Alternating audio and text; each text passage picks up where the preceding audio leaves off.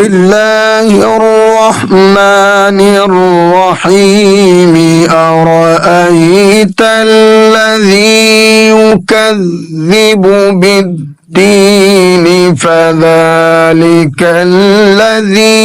يدع اليتيم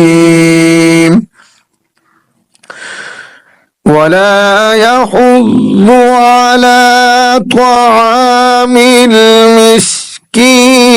فويل للمصلين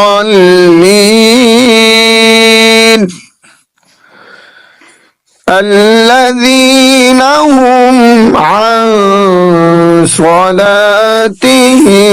ساهون الذين هم يراءون ويمنعون